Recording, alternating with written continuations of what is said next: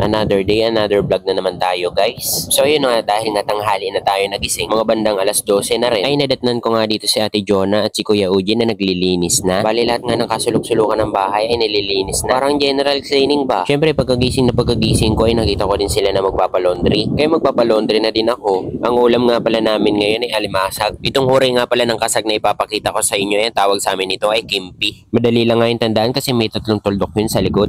Syempre pagkatapos ko nga mag-asikaso na ipapalaundry ko, ay dinala ko na nga dito sa bagong bukas na palundrihan. Ang totoo niya, nagpalaundry na din dito sila Kuya Ujin, kaya naman nainganyo din ako magpalaundry dito. Paano ba naman kasi kakabukas lang nila tapos nakapromo agad sila. 130 lang nga ang 8 kilos sa kanila, kaya naman talaga kahit sino ay maiinganyo talaga. Pagkatapos ko nga maihatid yung palundrihan ko, ay nag-aasikaso na ako at papasok na ako niyan sa trabaho. Bali ang kinukuha ko ng schedule niya ay panghapon na straight hanggang gabi. Kasi nga kapag umaga ang kinukuha ko ay hindi ko napapasukan kasi tanghali na ako nagigising. Pagkapasok ko nga, pinasukan agad ako ng order. Ang deliver nga pala nito ay sa Talisay kay Boyta. Oo nga, nakakaabot na kami ng Talisay. Kasi nga may tinatawag kaming on demand. Nangyayari nga yung on demand kapag si customer na ang nag-direct sa vendor. Dito kasi kay Foodpanda ay may apps kami. Pero pwede ka din naman mag-direct sa vendor. Habang nga nagdi-deliver ako ay nadaanan ko to si tatay. Ito nga pala si tatay ay medyo masama ang pakiramdam nito pero nagtitinda siya ng prutas. Kapag day off siya sa trabaho, kaya naman bakante siya sa oras ay nagtitinda siya dito para may extra income siya. Madalas nga ang pwesto ni tatay ay dito lang din sa may pandan. Kung gusto niyo nga bumili dito ay pwede kayong dumaan. Pagkatapos ko nga dumaan kila tatay ay dumaan ako dito sa pinalondrihan. Grabe ang bilis ng service nila dito kahit na sobrang daming tao. Isipin mo kaninang umaga ko lang dinala. Tapos makukuha ko na ng mga bandang hapon. Kaya saan ka pa? Magpalaundry ka na.